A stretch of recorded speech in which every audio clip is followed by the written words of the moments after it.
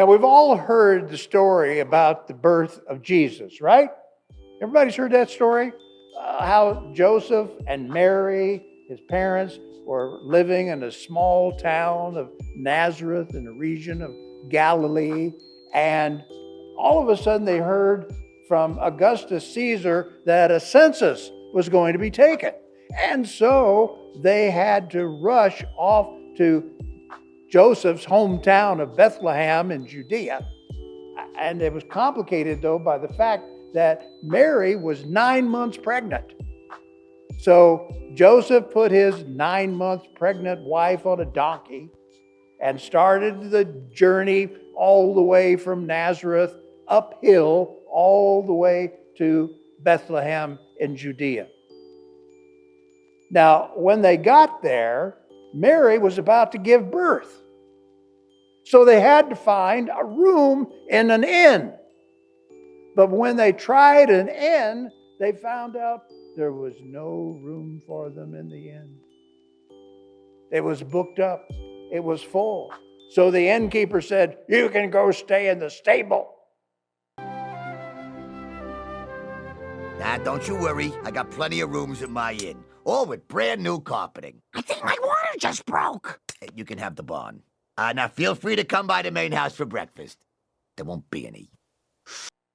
So Joseph took his wife about to give birth into a stable where in the midst of all the animals in the stable, her baby Jesus was born, and she laid him in a manger, an animal feeding trough. And as she did this, suddenly a host of angels appeared and began singing praises to the newborn king. And shepherds showed up, and 3 wise men came with gifts. And they all there in front of the animals all stopped and praised and worshiped the King of the Jews. Only one little problem with that story. Most of it is wrong.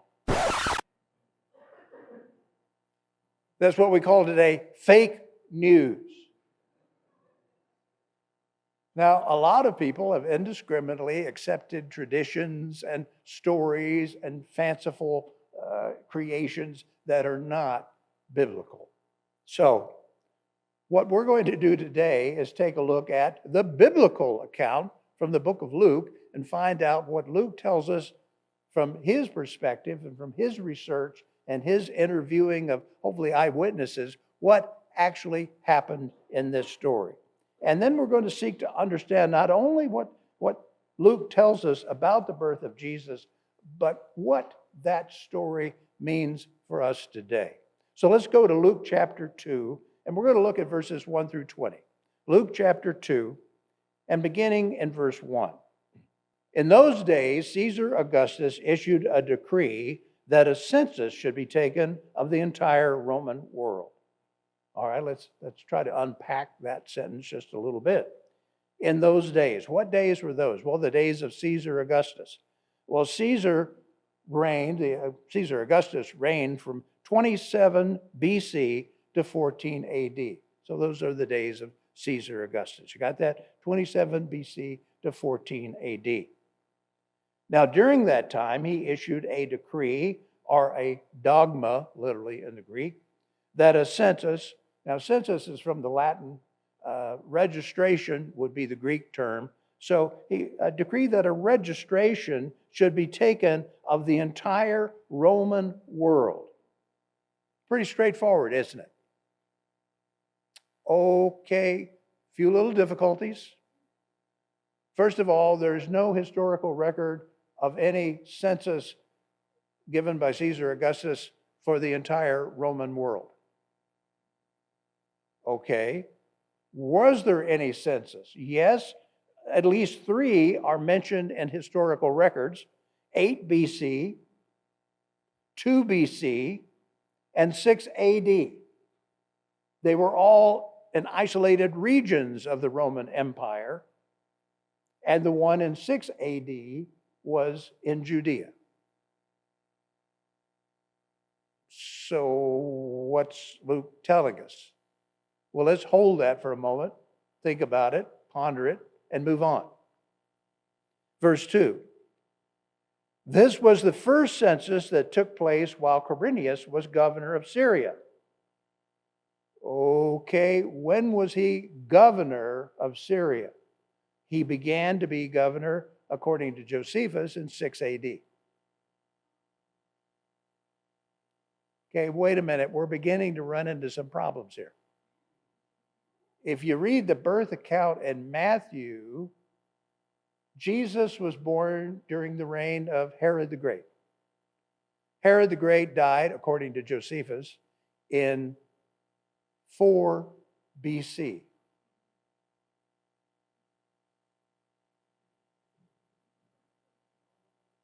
That doesn't add up.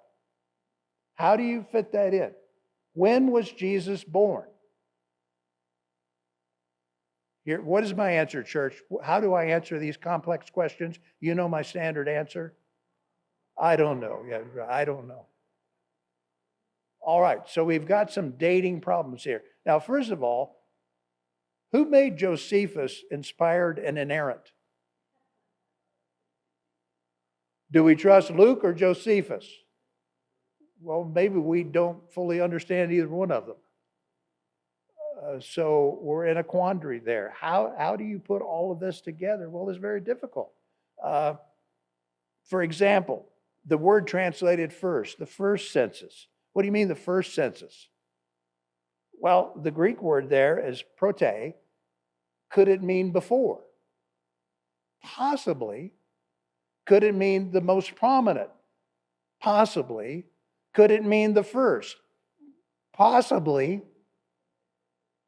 What we're going to find is that there are some things that we cannot say dogmatically about the birth of Jesus. We have to look at what Luke, and a little bit next week we're going to talk about Matthew, what they say, and we really can't go very far beyond what they explicitly say to know for sure. Everything else we have to speculate. We have to try to analyze and discern maybe what was going on. Now, you say, well, Pastor Dan, that's all very confusing. And I agree, it really is. All right, so here's my suggestion for you. If you want to know more, I suggest you read material by Dr. Darrell Bock, who is a theologian, been affiliated with Dallas Theological Seminary, but Darrell Bock, B-O-C-K, he presents a very scholarly, conservative understanding of this material and shows how we might be able to harmonize a bit what Luke says with what Josephus says and what history tells us. And he takes a very, very logical, very appropriate scholarly view of it. And it is conservative. So he tends to support Luke, but reasonably. If you want to know more from a critical perspective, I suggest you read Raymond Brown's The Birth of the Messiah. It's 2 volumes, and it's about yay thick. So it only takes Raymond Brown that much paper to describe what Luke has here in a few verses, which kind of gives you an indication of there's a lot going on here. And he takes a more critical approach, I'd say, than Darrell Bock. So if you want to do more reading, be my guest. I recommend those sources to you. Now, verse 3 we read, and everyone went to their own town to register. Why? Luke doesn't explain it. Does history tell us? No. Did that ever happen as far as we know in history? No. But Luke says it did. Okay. Accept the fact that it did. Why? We don't know. Was it an oath of loyalty? Perhaps, some people say, well, it was for taxation. Are you sure? How do we know that? Maybe it was just an oath of loyalty. Maybe because Joseph was of the line of David and maybe had a kingly claim that he needed to take a loyalty oath back in the city of David. Maybe. There's just a lot of maybes going on here. But what's the point? Why does Luke even bother mentioning this? Aha, now we're getting somewhere. What's Luke's point? Luke's point is that Jesus was born in the midst of the world, in the midst of Caesar, in the midst of the Roman Empire, in the midst of Caesars, kings, governors, all that was going on, all the politics. And Jesus was born. And nobody cared. Nobody paid attention. Born and placed in an animal feeding trough. And the world largely ignored Jesus and his birth. So that's Luke's point. That's what he's saying is going on here. Okay, we move on to verse 4. So Joseph went up.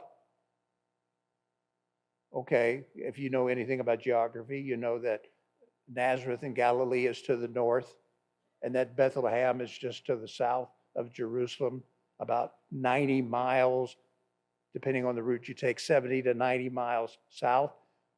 So why do you go up? You always go up to Jerusalem.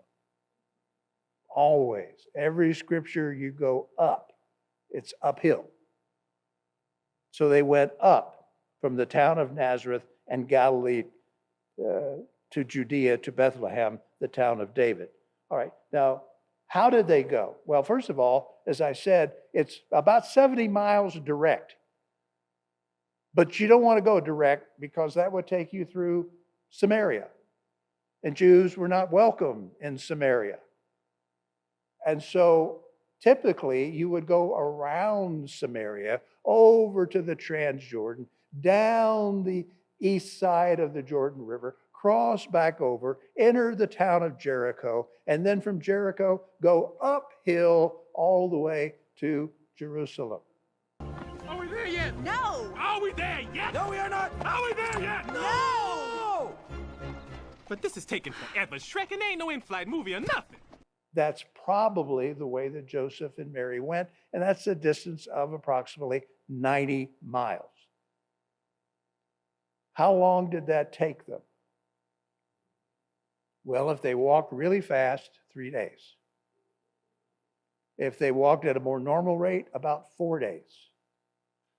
If they took a donkey, about a week or two.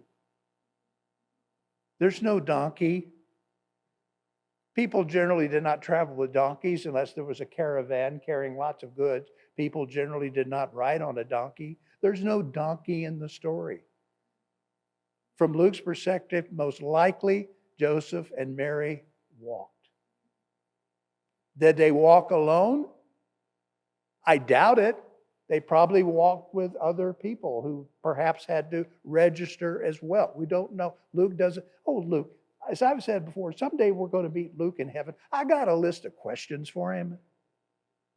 But at any rate, Joseph and Mary probably walked the distance. Where did they stay along the way? Don't know. Did they have reservations? I don't think so. They walked, they camped out, whatever they did. How did Mary do that 9 months pregnant? I'm going to suggest she wasn't.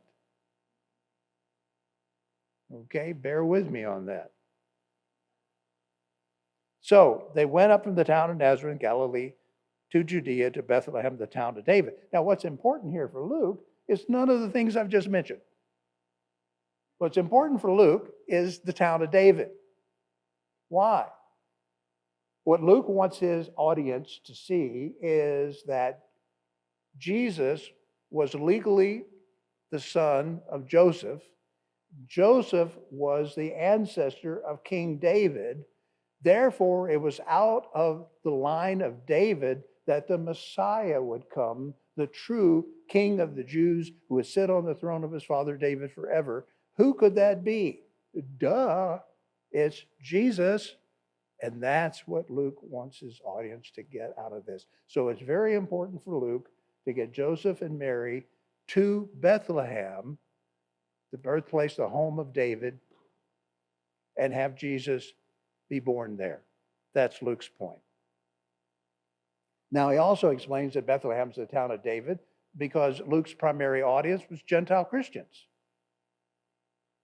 They would not have known, perhaps, that Bethlehem was the house of David. So Luke explains it to them, and then they can get his point. So, to the town of David, because Joseph belonged to the house, Matthew 2:11 explains that, and the line, the patria, the line of David, the kingly line, the line that was to produce eventually the Messiah, the anointed, the Christ. Verse 5, he went there to register with Mary. Okay, what is that? Does that mean that Mary had to go too? Did Joseph not want to leave her behind? Why would he not want to leave her behind? Well, one, why not take your betrothed with you? Two, she was pregnant. And they had not come together yet as husband and wife. And the relatives back in Nazareth, maybe the neighbors, knew that. What if Mary started showing and looked pregnant? People would talk. Maybe he took Mary with him to avoid her having to go through that kind of a situation. Don't know. Was Mary descended from David so that she had to go to Bethlehem and register? Maybe. Don't know. What do we know? Joseph and Mary went to Bethlehem. Okay. So he went there to register with Mary, who was pledged, betrothed, and for all practical purposes, we would say today, his wife, though they had not come together. Perhaps they had not had a wedding ceremony, but in the customs of the Jews of that day, a betrothal was an official, legal, what we would call marriage, even though perhaps the wedding ceremony had not yet taken place. Or maybe it had. We don't know for sure. But Luke does use the word that means pledged or betrothed. So, Mary, who was betrothed to be married to him, and was expecting a child. Now, I love that. That's almost following the King James, because guess what the Greek word there is? Pregnant. But that's not a real pretty word. So, expecting a child. Oh, she was pregnant. So she was pledged to him, and she was pregnant. Oh, wait, how far along was she? Does it say? Well, we can surmise that she was at least more than 3 months. How do we know that? Well, if you might remember, she went to visit her relative Elizabeth and stayed there 3 months after she found out she was going to be pregnant with the Son of God. So she's more than 3 months likely, but 9 months? I doubt that. Why would a man take a 9-month pregnant woman on a 90-mile hike? That doesn't seem to make sense.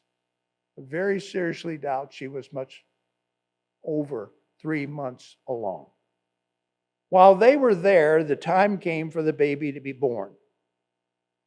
While they were there. Where? Bethlehem. While they were there. How long a while were they there? Luke doesn't say. Okay, well, let's surmise that, let's say Mary was more than 3 months along when they left, and we're waiting till she gives birth. That would be 9 months. 6 months? Were they there 6 months? Don't know. But I suggest it was not, they arrived one night and she gave birth. I don't think that happened at all. Somewhere around 6 months or a little less, they were there in Bethlehem before Mary gave birth. So while they were there, okay, now I got another question for you. Don't you love the way you just have to ask questions all the time you go along? You just stop. Wait a minute. Wait a minute. Where were they? Well, they're in Bethlehem. Where in Bethlehem? Don't know. They were somewhere in Bethlehem for what appears to be several months. Then there came the day, or the time, literally the days. I love this. Came for the baby to be born. The little Greek is to produce a baby. The days came for the baby to be born, and she gave birth to her firstborn, a son. Protokos, firstborn. What does firstborn mean? Duh, born first. Yeah. Does it mean she had more children? Not necessarily. This was just her firstborn. But in Jewish culture, it means more. In fact, the child that was born first in the Jewish tradition was not always the firstborn. If you don't believe that, go back and read the story about Reuben, who was the firstborn of Israel, but lost the right to be firstborn, and the firstborn right eventually went to one who was near the end of the stream of children, Joseph. So firstborn was also a title. It was the inheritor. It's the one who received the biggest inheritance, according to Jew. And that could be passed down. It did not have to literally be the one born first. Now, what we have here with Jesus is he was the one born first. First time she had a child, and it was Jesus, but he's also the inheritor of what?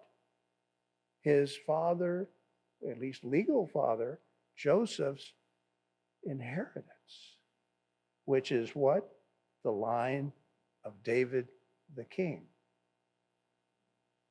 So she gave birth to her firstborn, a son. She wrapped him in cloths and placed him in a manger. I'm going to stop right there. She, okay. Was Mary alone? Well, Joseph was with her. Didn't he do anything to help? Didn't he go to birthing classes or something to help out here? Is she alone? Typically, in that day, there would have been a midwife present. Relatives would have come and helped out. Were they there? Don't know. Luke, come on, man. Give us a little bit more, would you please? But the important thing for Luke is what? Mary does this. What does she do? She swaddles. That's the Greek term, swaddle. We have it in English too. And what does it mean? To wrap a baby in cloths. Why? To keep it warm, to keep it secure, to make it feel wanted and snuggled. In other words, it's Mary took excellent care of this baby. That's what Luke wants us to understand. Jesus was born and to excellent care, concern, and love. So, and you know what's interesting here? We're going to see that she wrapped him in cloths and placed him in a manger. Do you know what the most important thing in this entire story appears to be for Luke? And the main thing that he wants his audience to get? That Jesus was wrapped in cloths and placed in a manger. We'd say, I didn't see that coming. I thought it was this. I thought it was that. No, if you read the story carefully, for Luke, he says this is what you need to focus on. He was wrapped in cloths and laid in probably a stone, it could have been wooden, but a stone place of rest. What could Luke be hinting that we should see in that? When Jesus died, his body was wrapped in linen cloths, and he was placed in a stone area where he was laid. This seems to be the most important thing for Luke, for his audience to get. Is he hinting at something there? I would say it looks that way. So they placed him in a manger. What's a manger? A fatne in the Greek. Now, manger comes into English from Latin, from the word that means to eat. If you speak French, manger, to eat. So it's a manger. So what's a manger for? To eat. We'd call it a feeding trough, a feeding place. It could be translated a stall, but it also could be translated a crib. Crib, what do you mean a crib? Well, a crib is where you put animals. A crib's also where you put babies. At least that's the way it is in English, is it not? That's a crib. Get it? But it's a manger. It's a feeding trough. Why is that important for Luke? What could Luke be trying to signal his readers here? What could we pick up on today? Is there some little inside joke, you might say, that Luke wants us to get? Okay, what's the name of the place Jesus is born? Bethlehem. Anybody know what Bethlehem from the Aramaic means translated into English? House of bread. House of bread. And Jesus is the bread of life. And so where do you put in the house of bread, the bread of life? Why not put it in a feeding place? To be fed upon. What a coincidence how all that worked out. All right. So laid him in a manger because there was no guest room available for them. So the NIV translators here have done away with the inn and has become a guest room. You know why? Because that's what it was. Now, in the King James versions and others, it's translated inn. The Greek word kataluma could be translated inn, but generally is not. In fact, if you remember the story of the Good Samaritan, when he took the man and he put him up in an inn, Luke uses the standard word for inn. So Luke knows the standard Greek term for inn. He uses the standard Greek term for inn. How does Luke use kataluma? Well, when the disciples wanted to have the Last Supper together, celebrate the Passover meal, Luke says they went and they rented a kataluma, translated the upper room, a rented room. So for Luke, clearly, what does kataluma mean? And what is its primary Greek meaning? A rented room. A lodging place. A place where guests would go. Thus, no guest room available. This was mostly, can I say absolutely? Can I say 100%? Can I say categorically? No, I can't. However, I'm reasonably certain this was not an inn. And he was not in a stable.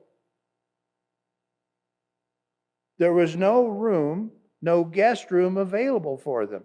Now, where did they go? Well, they went to an inn. Well, yeah, but they forgot to make reservations. No, where would you go? Well, where did Mary go 3 months ago when she found out she was going to give birth to the Son of God? she went and stayed with some relatives who lived near Bethlehem.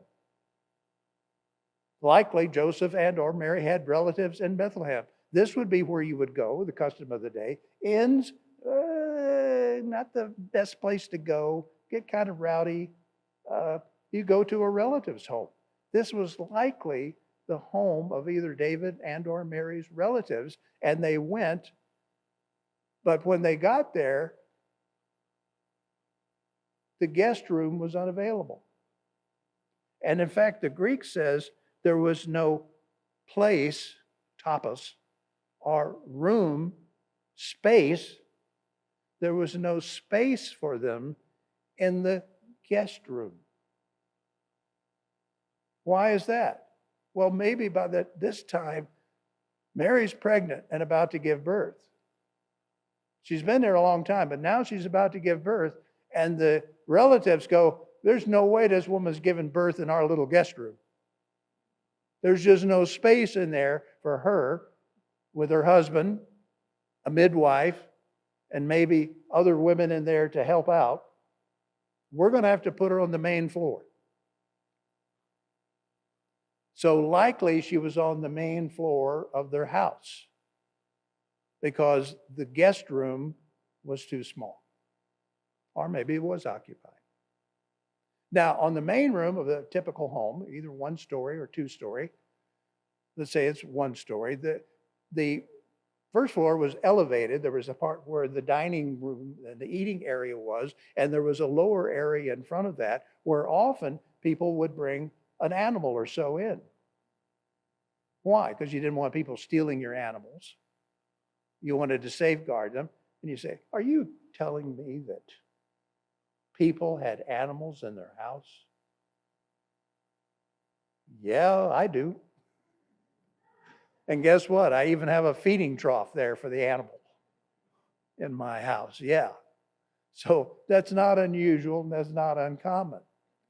But what we see here is a feeding trough, a manger, probably on the first floor of a relative's home, because the guest room was either occupied or not big enough for a woman who's about to give birth and those who might attend her. Where are the animals? There are no animals mentioned in Matthew or Luke. No animals present, according to them, at the birth of Jesus. Where did the animals come from? Well, some say there's a hidden reference in the book of Isaiah. I think mostly they came from people's imagination. Because if you got a manger, you got to have an animal. Not so. Are you going to put your newborn baby in a trough that an animal just fed out of? I don't think so. Luke makes the point that Jesus was exceptionally well cared for. I don't think he was put into some dirty animal feeding trough. In fact, I don't think there were any animals there. There was just a clean trough with fresh hay, perhaps. No animals around.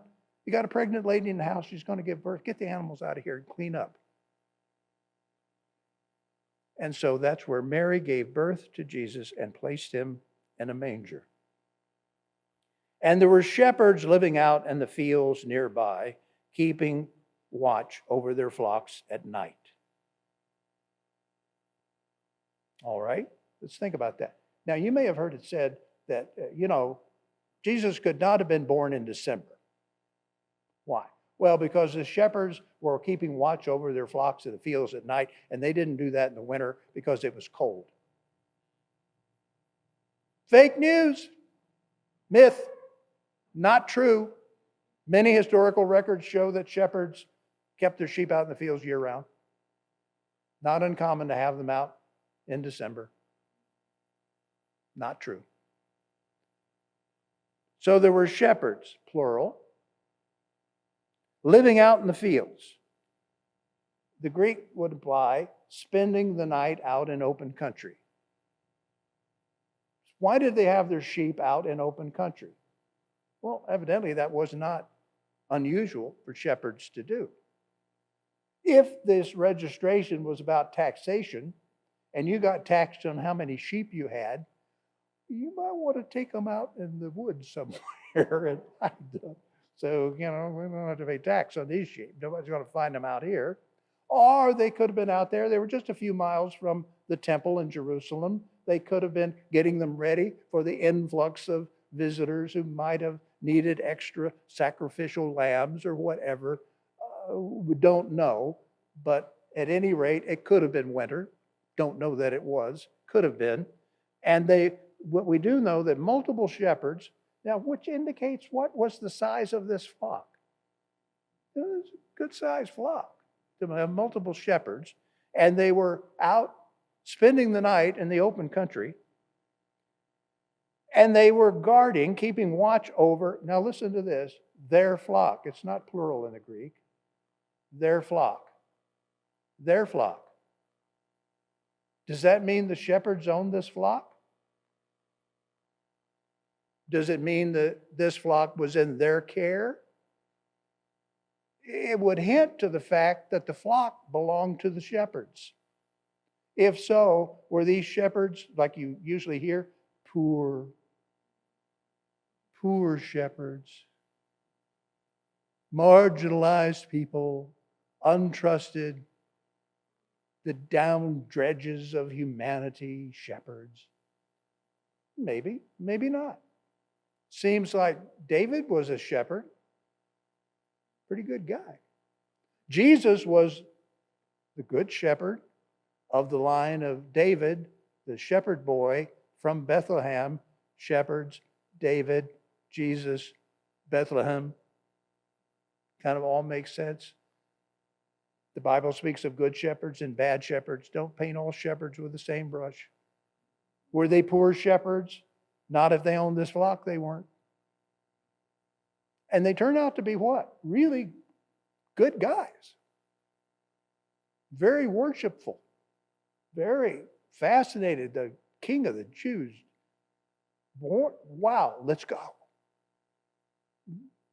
The shepherds sometimes, I think, get discriminated against in this story. There were shepherds living out in the fields nearby, keeping watch over their flocks at night. An angel of the Lord. Angel means a messenger, an angel of the Lord appeared. Actually, the literal Greek is stood by. Because how do we typically picture angels? Thank you, medieval painters. They're floating overhead with their wings flapping, right? This angel was standing there. A lot of the times we got angels in the Bible, they're just standing around. They're not flying overhead, they're just standing there. They look like human males, generally, as they're pictured. An angel of the Lord stood by them, and the glory, the doxa Greek, splendor, brilliance. Doxa is generally used of the perceptible presence of God. In other words, you can't see God, but you see this brightness. The Jews eventually began to call this the Shekinah glory, the shining, brilliant presence of God. The burning bush example. The light shows God is present here, though you can't see God. So an angel of the Lord stood by, and the glory of the Lord shone around them, and they were terrified. I love the Greek. They were feared with great fear. I like that. They were terrified. Okay, verses 10 through 14. Luke gives the theological meaning of the story. Here comes the theological meaning of the story, verses 10 through 14. You know how does we tend to focus in our modern culture on the birth? Mary gave birth and there was a baby. That's not Luke's focus at all. He mentions it, of course, but that's not his focus. Here's his theology, verse 10. But the angel said to them, and in the Greek he said, "Idugar." Have you heard that word I-D-O-U enough? Do you know what it means? Anybody remember? Behold. Look. Behold. Look. Gar means for. Behold, for. Do not be afraid. I bring you good news. Good news. What's the Greek word for good news? Evangelizomai. That's from what we get the word evangelism, evangelize. What does it mean? What do we call in Old English the good news? What Old English term do we usually put on that expression? It's the gospel. Isn't that interesting? That's what's said here. Do not be afraid, I bring you the gospel. The good news that will cause great joy. And throughout Luke Acts, this is a response to God's presence and the preaching of the gospel. Joy. And here in this are a whole bunch of words that Luke loves. There are certain words that Luke uses over and over again in the gospel, in the book of Acts, and almost all of them are found in what the angels say. So either Luke wrote the angel's speech for them, was their ghostwriter, you might say, or Luke got it from what he heard, researched, and found out that the angels had said. But Luke loves these words. Good news that will cause great joy for all the people. And here the word is laos, L-A-O-S, which Luke uses for the people of God, in particular Israel. Today, verse 11, Cimarron. We've run across that word before. Today. How does Luke use today? Cimarron. Luke tends to use this in what we might call an eschatological frame of reference. For Luke, today means this is the special day in which God's purpose, plan, message, purpose is being revealed. Remember what Jesus said to the thief on the cross? When would the thief be with him in paradise? Today. Today. Today. In the town of David. Important for Luke, wants his readers to get, Bethlehem. The town of David, a Savior. Translate that to Greek. So translate it back to Hebrew Aramaic, and you get Yeshua. Jesus. Savior. The town of David, a Savior, Jesus, has been born. He's been born to you, you shepherds, all the people of God, all Israel. He is the Messiah, Hebrew for anointed. What's the Greek word? Christos, the Christ. He is the Christ, the Lord, the Kyrios, the Lord. Look at all those words he packs in there. Gospel, joy, today, Savior, Messiah, Lord.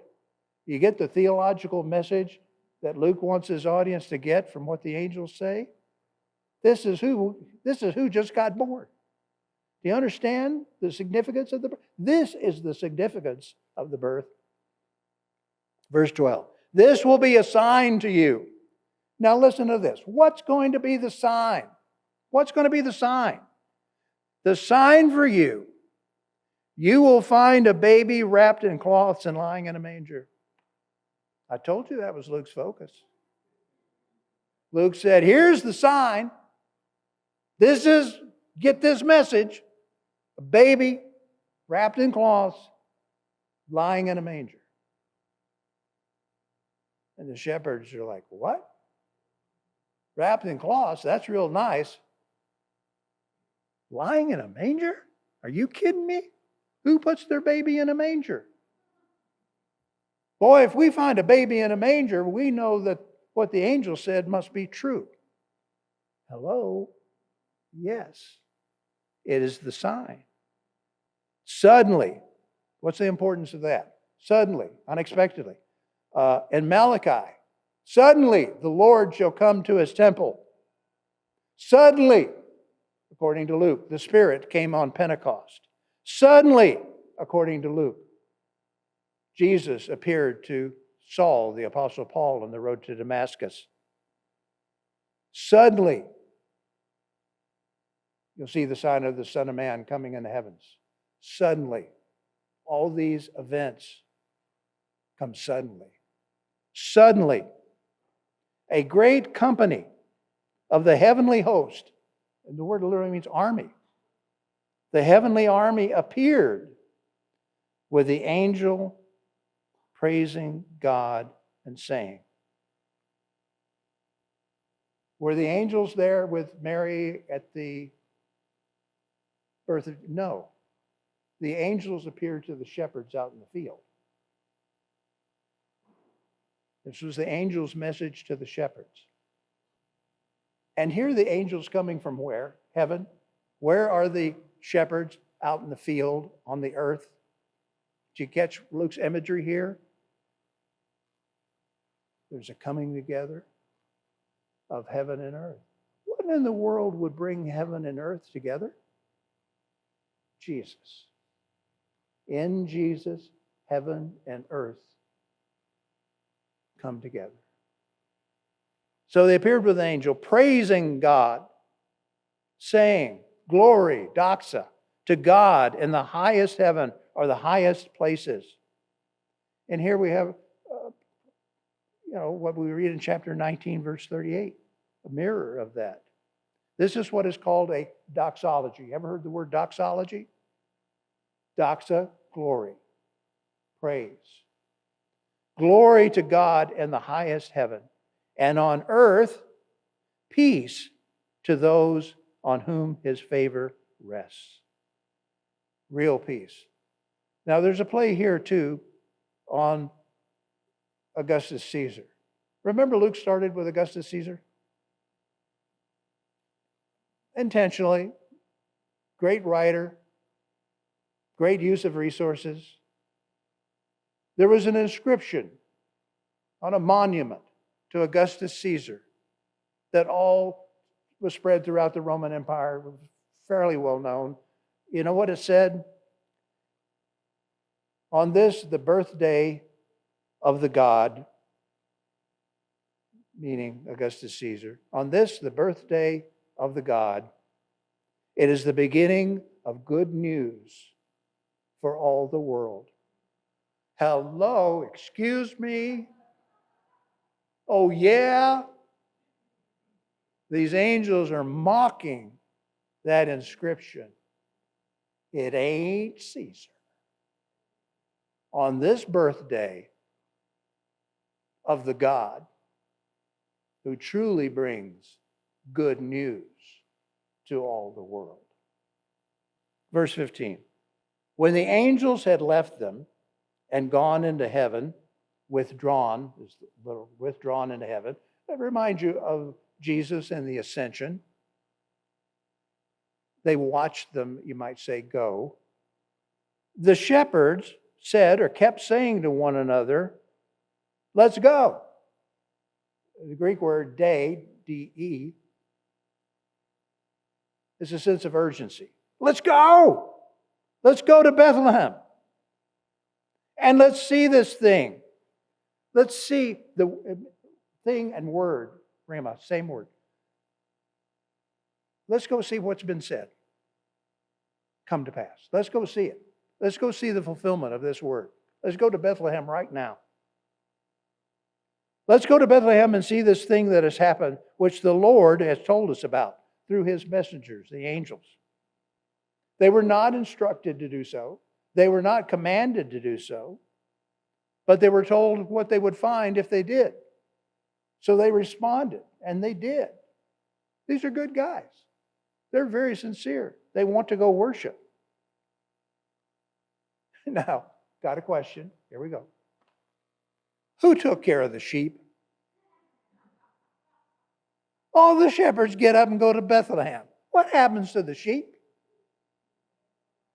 Luke, would you please sometimes give us just a little details of what's all going on here?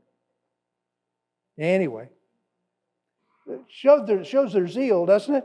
They were willing to leave their flock out in the field because this was more important. Let's go see this thing.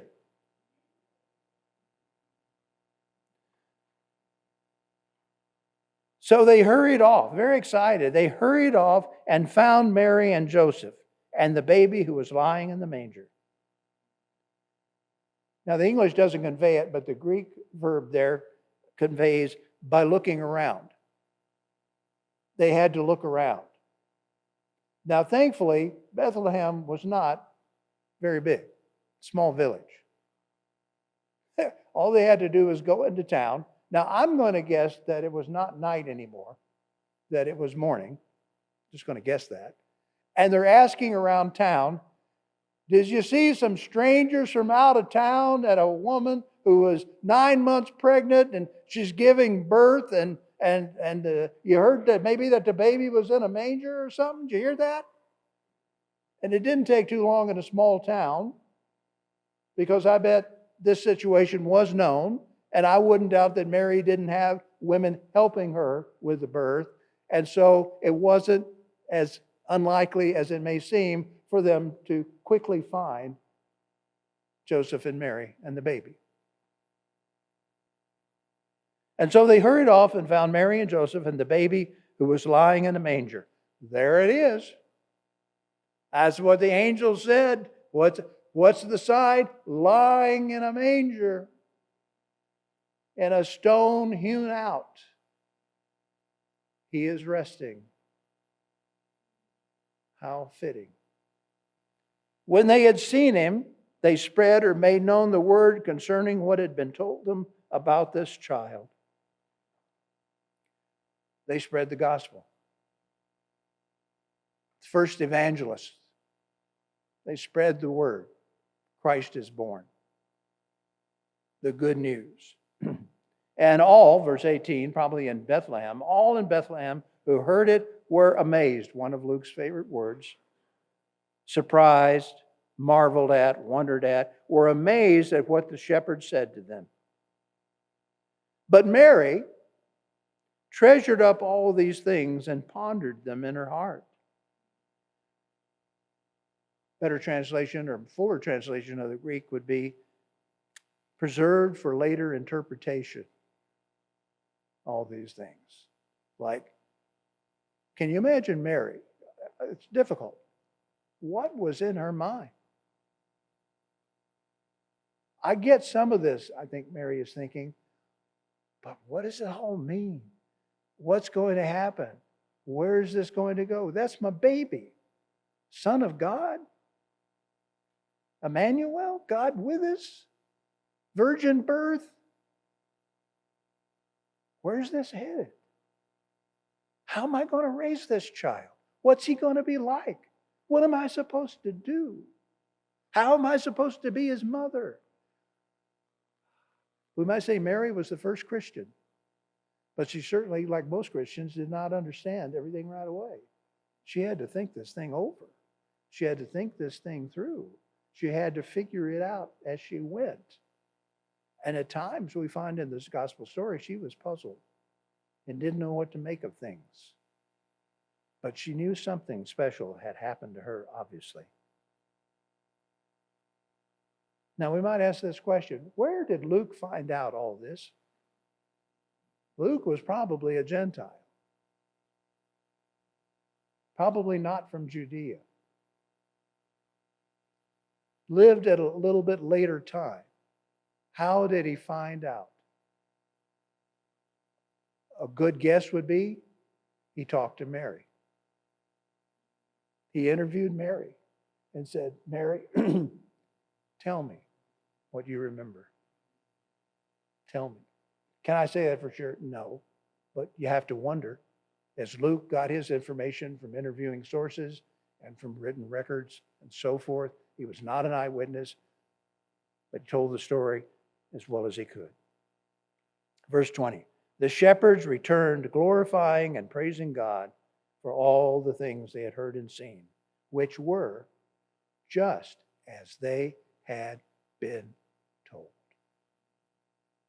They saw the proof of their own eyes to everything that the angels said. So what did we learn today? Well, I hope we learned that a lot of the things we may have thought about the birth of Jesus were inaccurate. Can we know for sure the year, month, and day of Jesus' birth? No. Why? Well, look at it this way. No one knows the date of his coming either. You know, I know when Jesus was born. Yeah, well, I know when Jesus is coming again. Oh, yeah? I don't think so. No one does. The date of Jesus' birth was not of great importance to the writers of the New Testament. Only Matthew and Luke even mention it, and they say very little about it and leave out a lot. And leave us with more questions than we have answers. While ancestry was very important in the Jewish culture of the day of one's birth and the celebration of that day were not important. More important was the day you died than the day you were born. Was it on December 25th that Jesus was born? That's possible. I'd say even likely. That date was first suggested around 200 AD.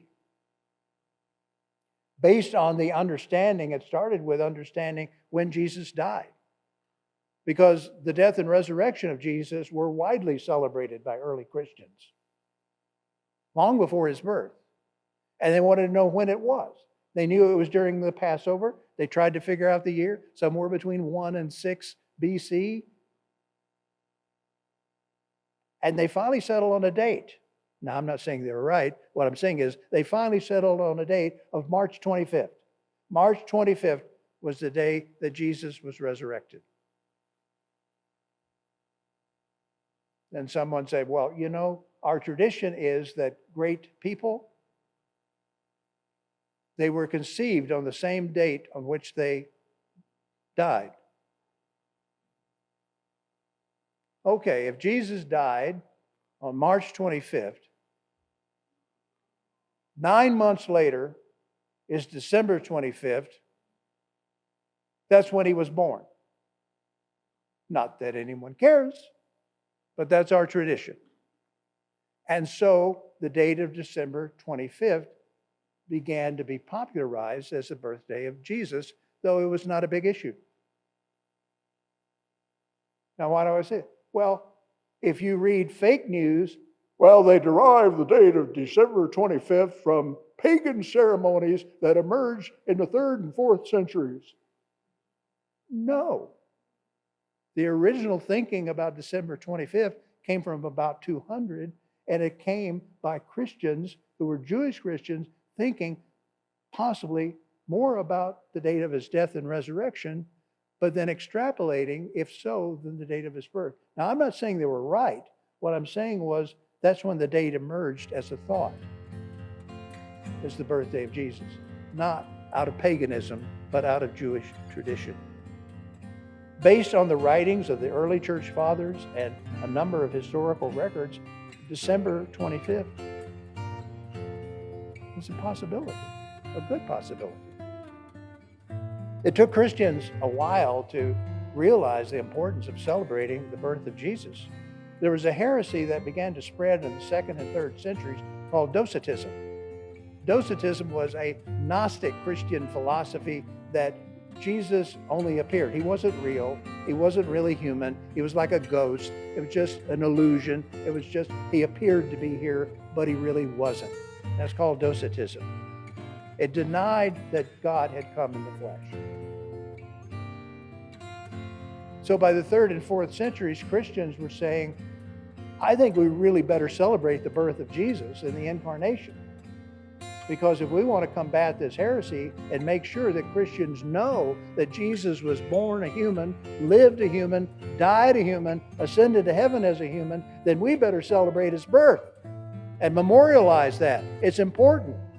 And thus, the Christian practice of celebrating the birth of Jesus became important, particularly in the face of the Docetic heresy of the 2nd and 3rd centuries.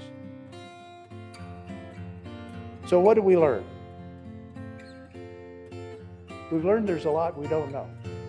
There's a lot we can't say for sure. We've learned that there are some things that we've heard are wrong. But the main things are the plain things, and the plain things are the main things. What Luke and Matthew explicitly say, we know, we can believe, we can understand.